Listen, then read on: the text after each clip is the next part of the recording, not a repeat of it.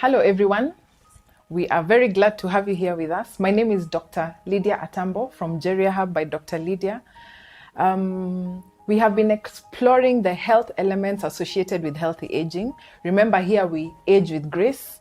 And today we are looking at one of the elements of gerontology. Remember, we said gerontology has different facets where we look at the legal elements, the spiritual elements, the financial elements associated with aging. And so today we are privileged, very privileged, to have with us Laureen Magotsi to talk to us about how to sort out legal issues as we age. Remember, as we are aging, there are many issues that come into play. Division of resources in the family. In fact, data shows that as we age, you become depressed. And with that depression and change of life, divorce comes in. So even when we're talking about divorce, there are legal elements to that. And so Dr. Magotsi will help us explore how we can resolve some of these things while retaining the relationships that we have so that the family unit remains secure. So welcome, Laureen. Thank you. We are very happy to have you here with us. So kindly introduce yourself, tell us who you are and what you do. Okay. Thank you very much, Lydia, Dr. Lydia, for having me on the show and on your podcast. It's really a great pleasure for me to be here and just share with your people about legal aspects, really, of dispute resolution. But I am an advocate of the High Court of Kenya. I practice law, and I am an alternative justice systems champion. Which means I advocate for resolution of disputes that really looks away from the courts because many people like to run to court when they have disputes, but we are trying to, educate the public and tell them that there are other avenues for resolution of disputes. Okay. So how many ways are there in which we can resolve disputes? Okay. So we like to say, and there's a professor of law actually who talked about the multiple doors as avenues to justice and by extension dispute resolution.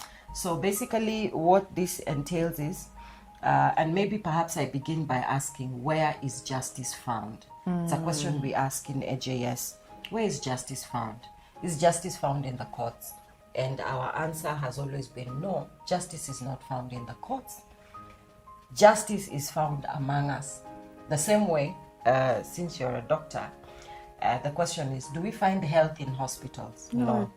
But we go to hospitals because there's a challenge and we need somebody to help us restore what we have lost. True. The same way with justice is, when we go to court, we are not going to look for justice. We have that justice with us. We have the systems with us, but we need other people to help us. So what are the modes of, dispute resolution? So we have the typical courts where many of us know, and we call it the default dispute resolution. It's the one we know and the one we run to. Yes. Yeah. So that's the default. We call it the default dispute resolution avenue because our constitution, I know we all know about we the people, the people shall and the people may.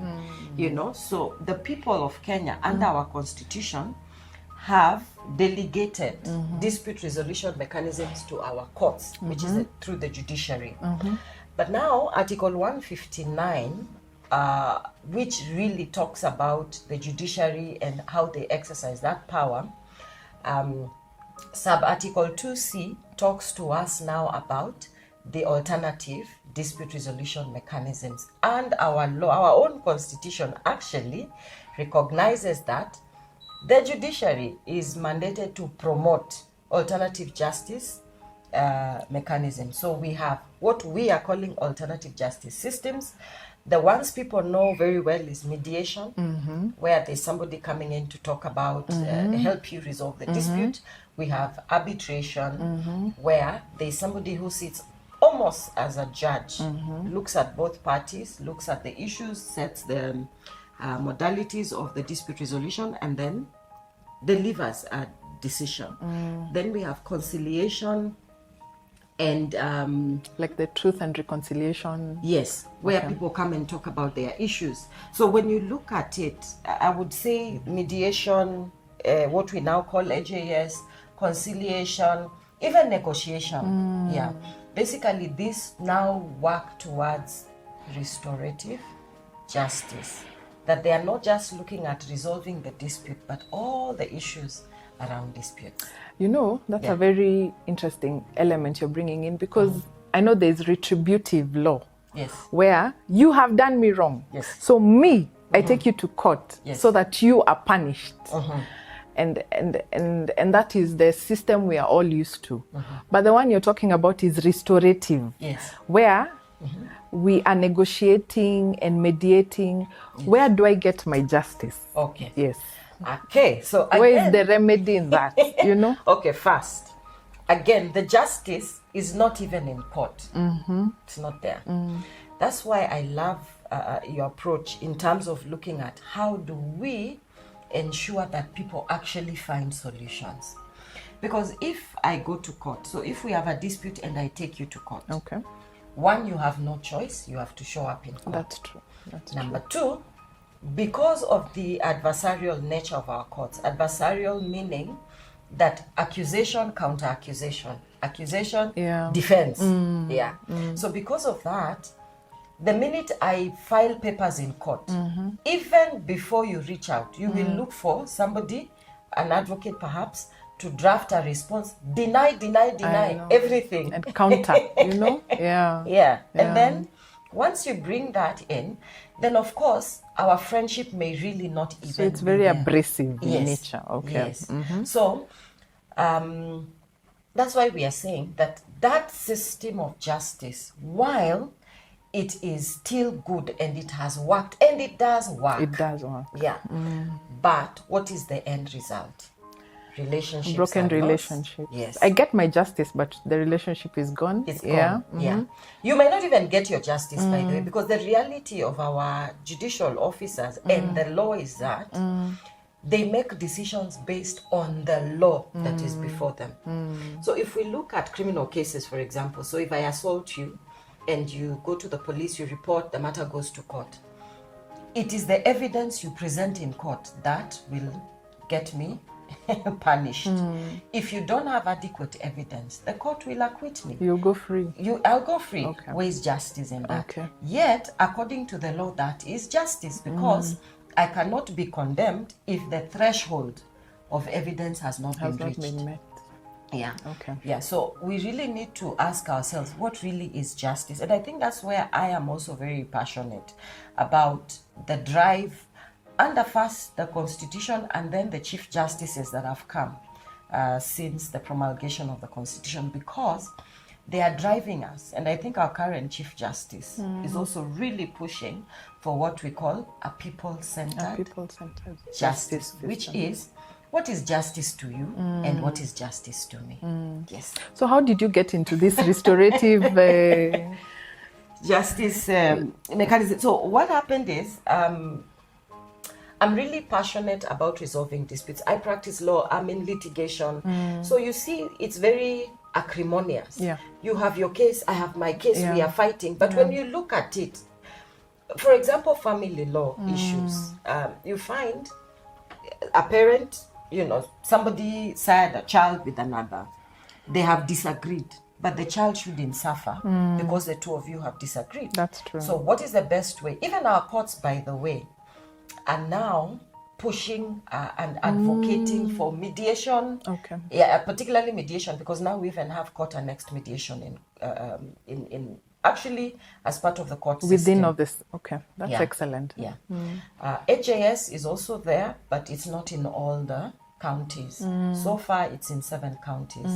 Yeah. So now, what we are realizing is, and this is something I also realized, that our court system currently, one, will not be able to ensure that there's a people-centered justice. That's a law-centered justice, I would say. So people-centered is where we come and define what really is the dispute, how are you wronged, what would make you feel that I have actually, repaired the damage that I did to you. And then we negotiate, or there's a third party helping us to negotiate. We resolve it, we shake hands, we move on. Our relationship may or may not be restored to what it was before, but at least you will leave that place feeling my issue has been resolved. Yeah. Yeah, and as I was reading about it, there were examples of Rwanda and the apartheid in South Africa, Yes. where the perpetrators, Yes.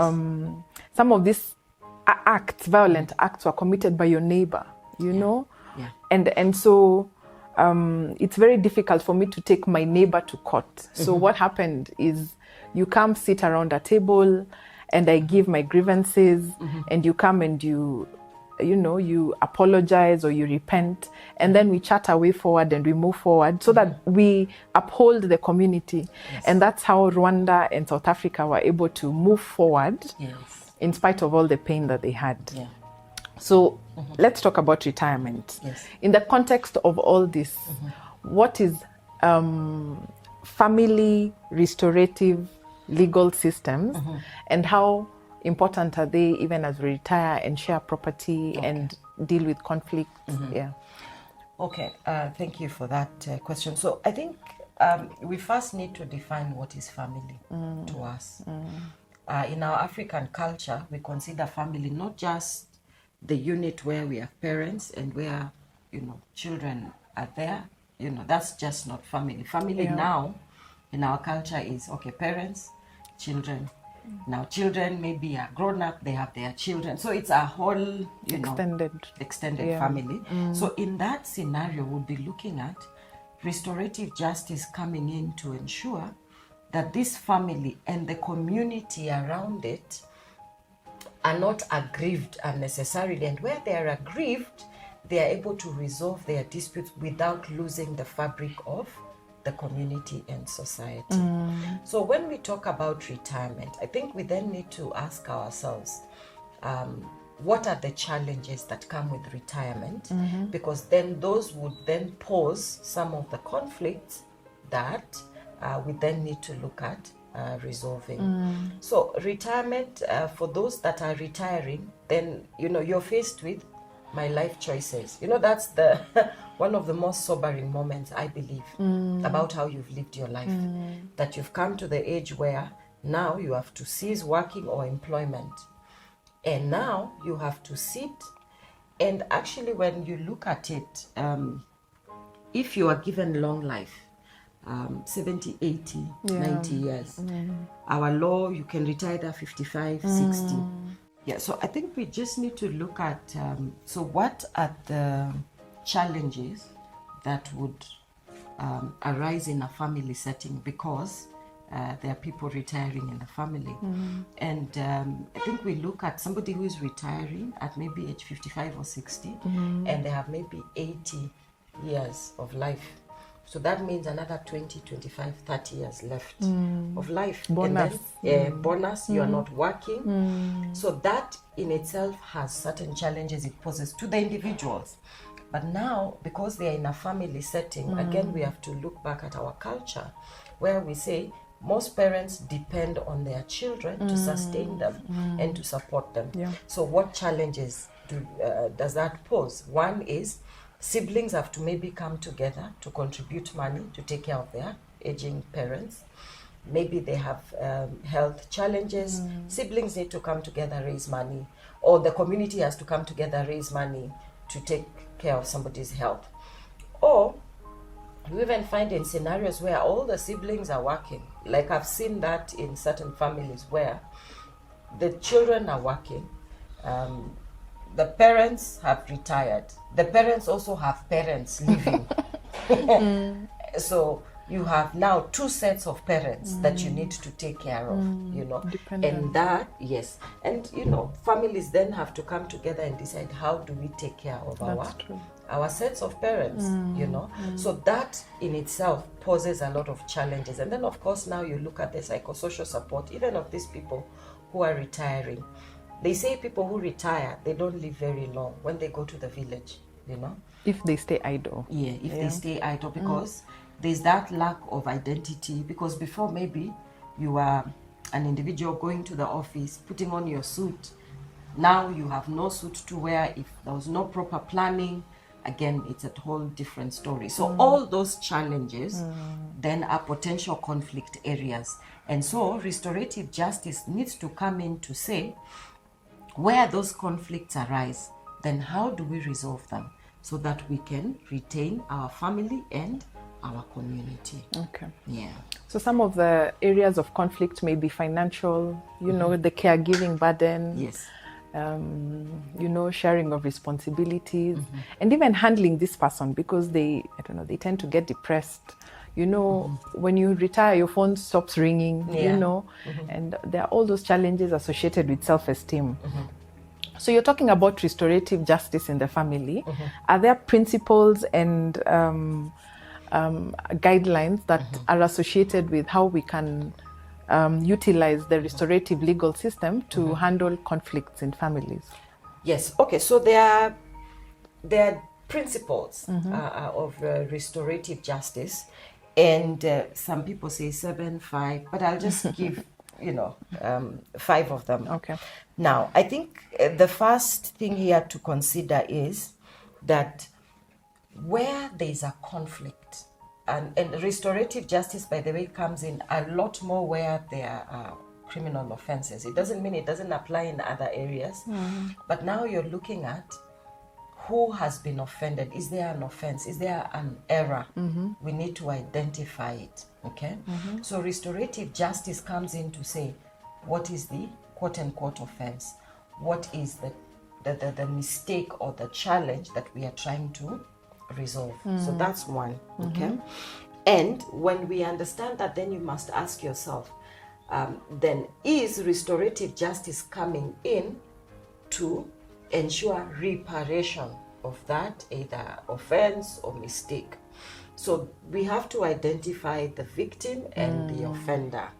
Then now you say, restorative justice wants to know who has been offended, who has offended, what is the offense, and how do we make sure that the person offended feels like, one, they have participated in the process of finding a solution. Number 2, they have voluntarily accepted to come to that process. Okay. It's not under coercion. Okay. But number 3 is that they are able to find a solution that works for them. Yeah. That, for example, in a family setting, you'd find, and maybe let me give this real life example. Yeah. Someone, a son, went to the mother. The father had passed on. The mother is somewhere in one of the counties in this country. And the mother had subdivided the property, but had not shown this son where he was going to put up his home, because he wasn't married. So the mother, and their culture says, you only allocate land to people who are married. Because then they are building something. Yeah. But now, this guy wasn't married, so he got frustrated. So after one night of drinking, he came home with a machete, and he attempted to attack the mother because the mother had refused to give him land. So of course the neighbors came, took him to the police. He was taken to court.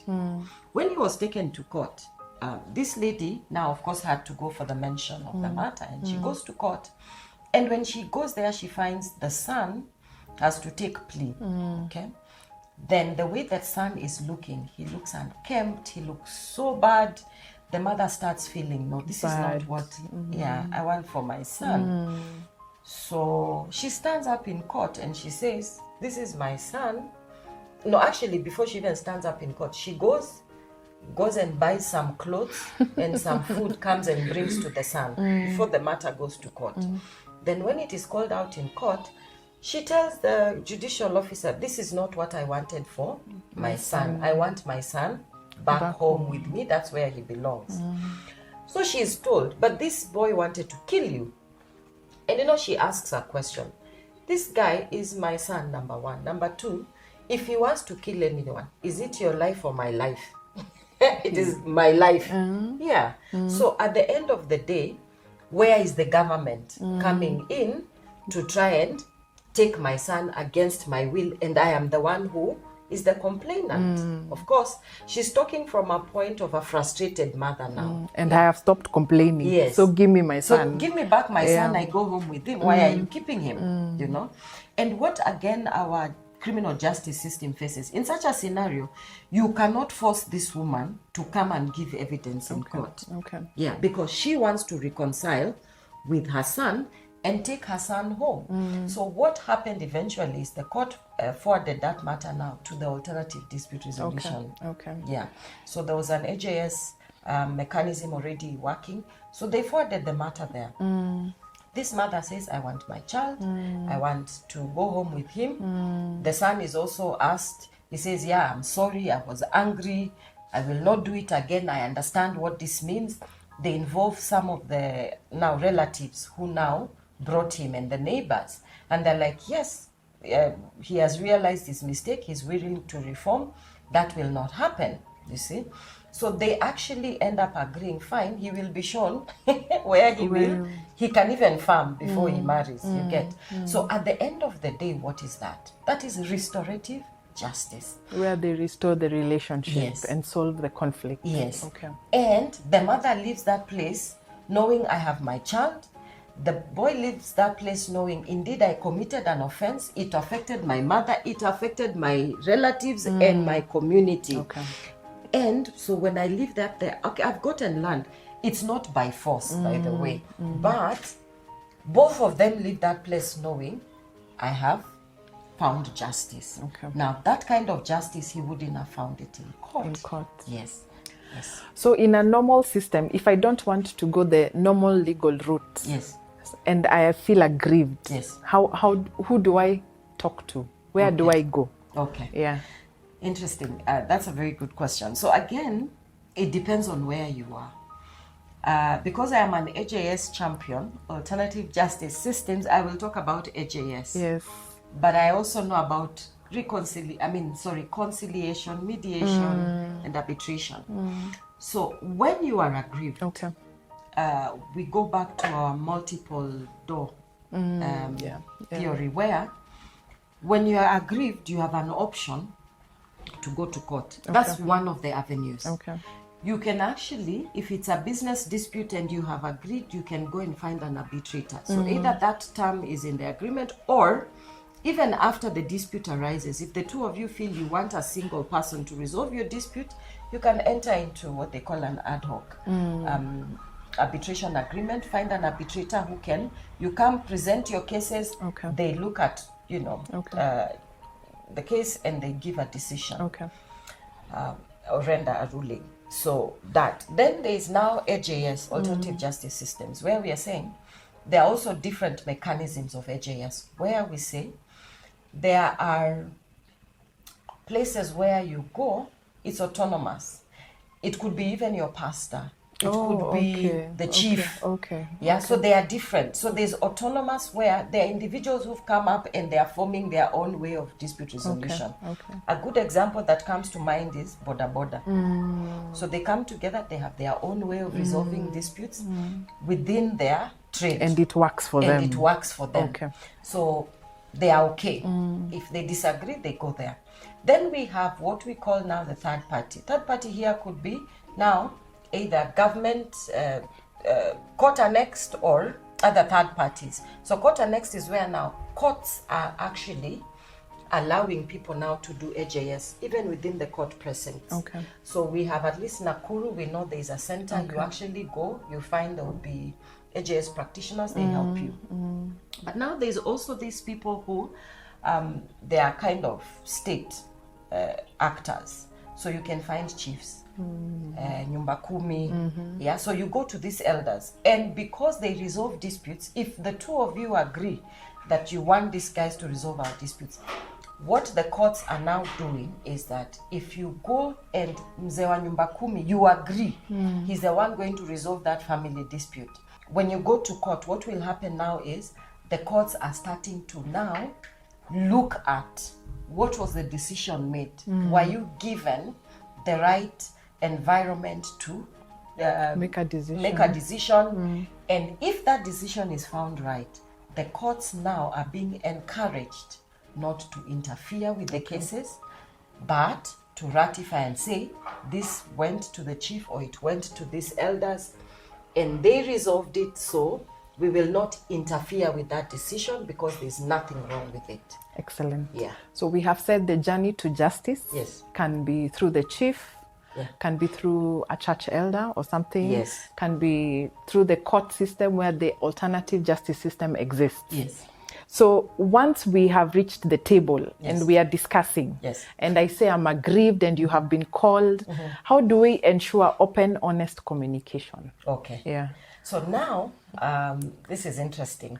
So for restorative justice to work, and AJS as well, one important thing that must happen is both the offended and the offender must accept that is the route they want to follow. So they have to sign or something? Is there counseling that goes on? I mean, how is that decision reached? So that's where now there can be a third party talking to. So if we have disagreed, we can get a common friend. Okay. Or a common friend who thinks this friendship shouldn't be lost. So they can approach you and say, we are thinking of bringing you guys together to resolve this issue. Is that okay? Then you would say, okay. And then I'd come and I would also say, okay.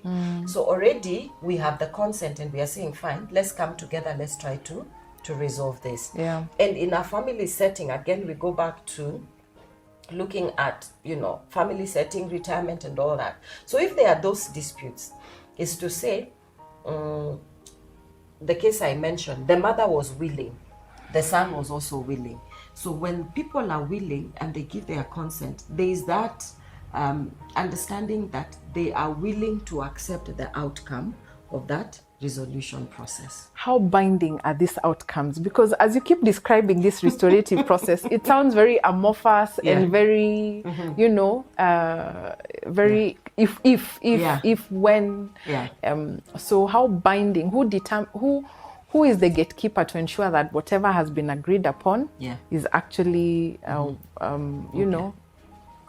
delivered? Yeah. So again, that's very interesting because given that AJS has different actors and practitioners, a good example is elders, village elders. Yeah. So if there are village elders that the family decides we want to go to the village elders so that they resolve this issue. So village elders, having been accepted as dispute resolvers in a particular community, they have their own way of enforcing their decisions. The only thing the law would come in to say is that it should not be against human rights. Okay. Yeah. Okay. So the minute it goes against, like I know in Western Kenya, there was a scenario where somebody stole a radio and they were crucified, literally. Yeah. Msalaba. As punishment. So that is not AJS. That's not retributive justice. That's something else. Yeah. So that the law condemns in the strongest terms. Okay. But you would find if you go to a mediator, for example, then the mediator will guide the process and it usually ends up in a mediation agreement. Okay. So if a party then reneges on their undertakings in the agreement, you can now go to court and the court will enforce that agreement. Okay.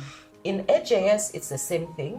Usually when the process is done, parties can actually enter into some form of agreement that just highlights what the parties have agreed. And when that happens, if any of the parties again move away from what they have agreed, the aggrieved party can go to court and say, we had this process, we went through it, it was fair, they were given an opportunity to be heard, and now they are reneging, and the courts are being encouraged to ensure that they enforce. Excellent.